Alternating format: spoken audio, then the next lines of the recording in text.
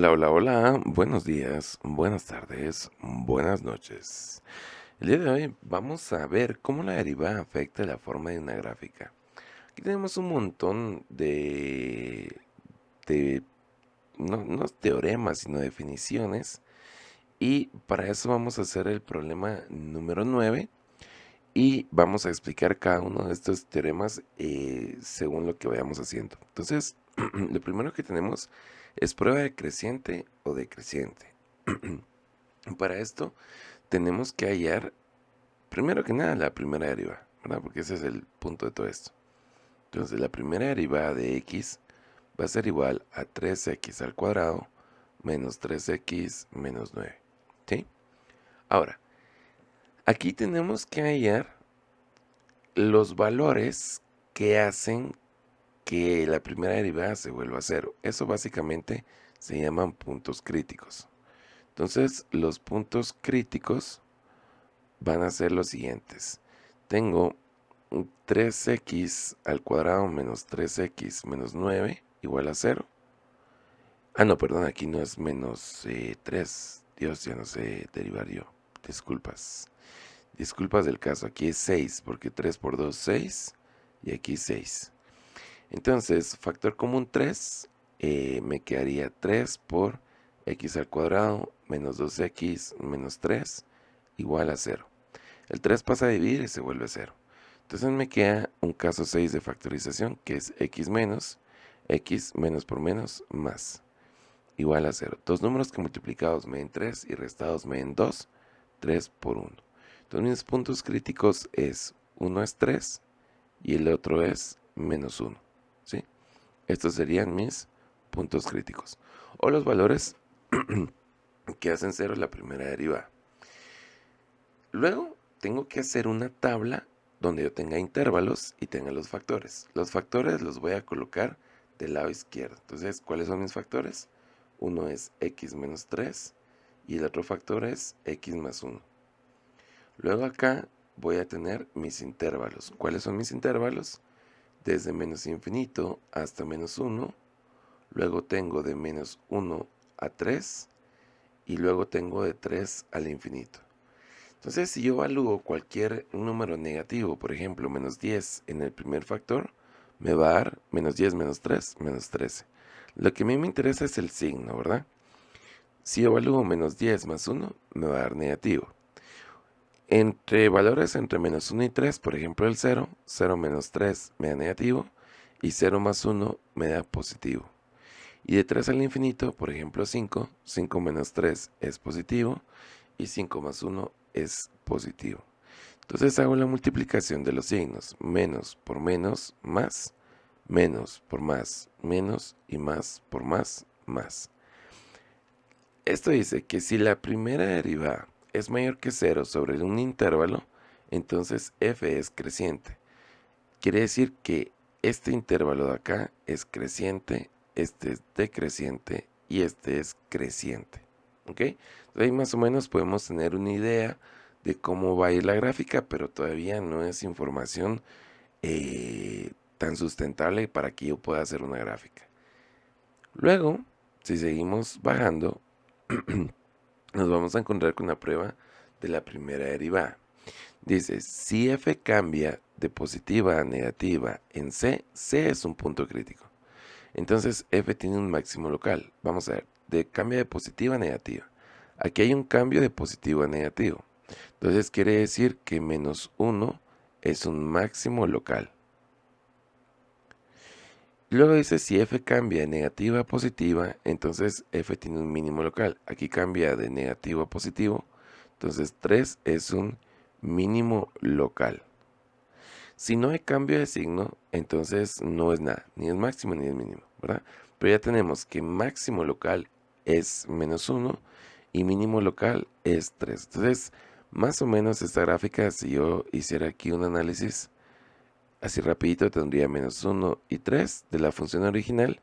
Menos 1 dice que es un máximo local y menos 3 es un mínimo local. Crece desde la izquierda en menos infinito a 1, entonces sería que viene aquí creciendo. Luego aquí decrece desde este punto hasta el 3 y luego dice que crece de 3 al infinito. Entonces la gráfica tendría que ser más o menos así, ¿ok? Pero aún no tenemos nada definido. Luego vamos a bajar y nos vamos a encontrar que dice, ¿qué dice la segunda derivada respecto de f? Entonces, lo primero que vamos a hacer es obtener la segunda derivada. F' de x va a ser igual a 6x menos 6. Esta sería la segunda derivada. Dice, si f es mayor que 0 para todo el intervalo en x, entonces la gráfica es cóncava hacia arriba. Y si es menor que 0 es cóncava hacia abajo. Vamos a ver. Si yo evalúo un valor del primer intervalo, que sería de menos infinito a infinito, en la segunda derivada, por ejemplo, si yo evaluara menos 10, que es un valor de ese intervalo, tendría 6 por menos 10, menos 6, y me daría menos 66. Como es negativo, entonces todo el primer intervalo es cóncavo hacia abajo. Si yo evalúo entonces ahora un valor entre menos 1 y 3, por ejemplo el 0, tendría 6 por 0, menos 6, me va a dar menos 6. Como es negativo, es cóncavo hacia abajo. Y si yo evalúo, por ejemplo, un 5, voy a tener 6 por 5 menos 6, que sería 30 menos 6, 24. Entonces aquí va a ser cóncavo hacia arriba. Entonces aquí ya sabemos que la concavidad de esta parte va a ser algo así, la de esta parte va a ser algo así, y la del 3 va a ser una concavidad así, para arriba, ¿verdad? Ahora tenemos el punto de inflexión. El punto de inflexión es básicamente evaluar los puntos críticos en mi función principal. O sea, si yo evalúo f de x, que sería f de menos 1, voy a tener menos 1 al cubo, menos 3 por menos 1 al cuadrado, menos 9 por menos 1, más 4. Entonces esto ya lo hice en mi calculadora. Y si yo evalúo menos 1 en la función original, voy a tener 9. Y si yo evalúo en mi función original 3, voy a tener menos 23. ¿Ok? Entonces, ¿esto qué es lo que me dan los puntos de inflexión? Los puntos de inflexión van a ser, uno va a ser menos 1,9 y el otro punto de inflexión tendría que ser 3, menos 23. ¿Ok? Ahora, la prueba de la segunda derivada dice, supongamos que la segunda derivada es continua cerca de C. Si f de C es igual a 0, o sea, es un punto crítico, y f' de C es mayor que 0, entonces es un mínimo local. Si yo evalúo, por ejemplo, en la segunda derivada, el punto menos 1, voy a tener 6 por menos 1, menos 6, me va a dar menos 12. Como es menor que 0, entonces es un máximo local, que fue lo que habíamos dicho acá. Y si yo evalúo en la segunda derivada el 3, voy a tener 6 por 3, 18, menos 6, 12. Es positivo. Y si es mayor que 0, dice que entonces tiene un mínimo local, que es esto de acá. Entonces, ya podemos pasar a una graficadora para hacerlo más exacto. Y podemos ver que justamente la gráfica queda de la manera que les había hecho la propuesta al inicio, que era esta de acá, ¿verdad? Entonces tenemos que el punto más alto de localmente hablando es menos 1,9, ¿verdad? Aquí lo podemos ver en la gráfica. Y si bajo mi punto hasta acá, tengo que el punto más bajo es 3, menos 23, que sería el mínimo local. 3, menos 23. Y pues la gráfica viene creciendo. Vemos aquí que está la concavidad hacia abajo, a la izquierda y a la derecha del menos 1.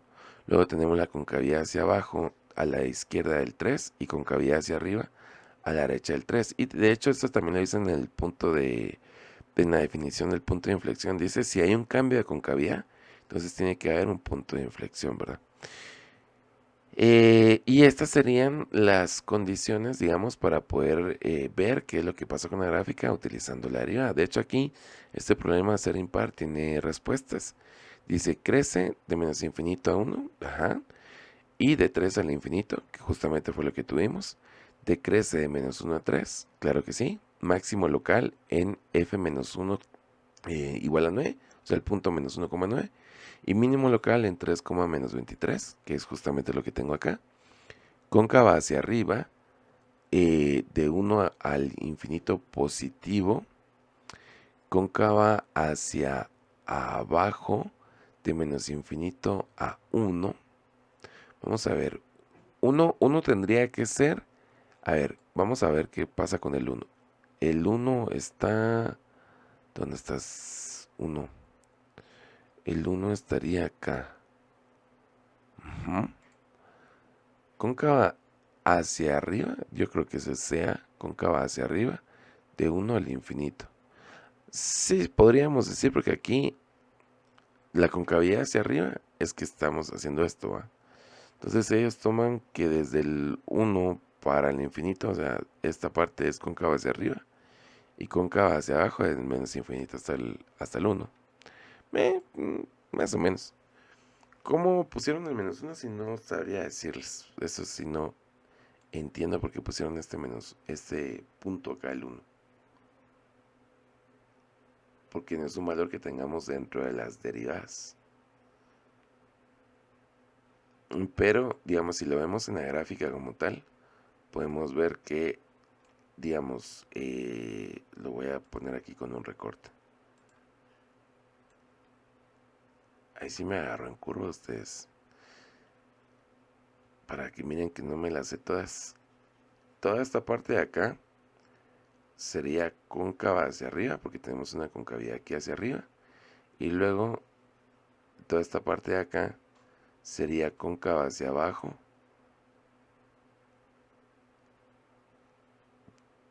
porque tenemos esta parte aquí y luego en esta parte tenemos esta parte así. Ahora, ¿por qué justamente agarraron el 1 para hacer esto? No me lo figuro ahorita. Tal vez después lo haré. Y punto de inflexión en 1, menos 7. 1, menos 7. Pero si ahí no hay cambio de concavidad. Ah, hay cambio de concavidad acá en estos dos intervalos. Entre 3 y 3. Ahí hay cambio de concavidad. Pero ¿cuál exactamente? ¿Cómo definir ese punto? Porque eso no está definido acá. Vamos a ver. Dice, un punto sobre una curva y igual a fx se llama punto de inflexión, que es donde cambian estas cuestiones. Es este punto, ¿eh? Si f es continua ahí y la curva cambia de cóncava hacia arriba o cóncava hacia abajo, o de cóncava hacia abajo a cóncava hacia arriba en P. Vamos a ver, vamos a ver que aquí esto ya me puso a pensar. Vamos a hacer una tabla. Aquí está B. Es donde existe un cambio de signo. A ver, tenemos. ¿Dónde hay un cambio de concavidad según la definición? Está acá. Va cóncava hacia abajo y cóncava hacia arriba. El primero no lo tomamos en cuenta porque los dos son cóncava hacia abajo. Entonces eso no se toma en cuenta. Solo es donde hay cambio de concavidad. Entonces aquí está cóncava hacia abajo y aquí está cóncava hacia arriba. Entonces podemos ver que sería en el intervalo de menos 1 a 3 y en el intervalo de 3 al infinito. Entonces ahí tiene que haber algún punto de inflexión. Entonces vamos a tomar desde el menos 1, ¿verdad? O sea, x igual a menos 1 hasta el infinito. Entonces menos 1 es positivo, como pueden ver aquí. Luego tenemos 0, es positivo, como pueden ver aquí. Y luego tenemos 1, que es negativo. Aquí es donde hay cambio de signo. Entonces, donde existe el cambio de signo es donde vamos a tener el punto de inflexión, que sería en 1, menos 7, que es justamente el valor que dice acá. Ahí estamos, ¿eh? Punto de inflexión. Pues chica, ustedes aprenden y yo aprendo, ¿eh? Ahí está el punto de inflexión, 1, menos 7. Entonces ya podemos definir la concavidad general de la función en base a este punto de inflexión. Ahí estamos, ¿eh? Pues chicos, perdón, la última parte me hice un poquito de bolas con esta situación, pero ahí estamos. cualquier duda, sugerencia o comentario, lo pueden hacer en los comentarios. Saludos, adiosito, que estén muy bien.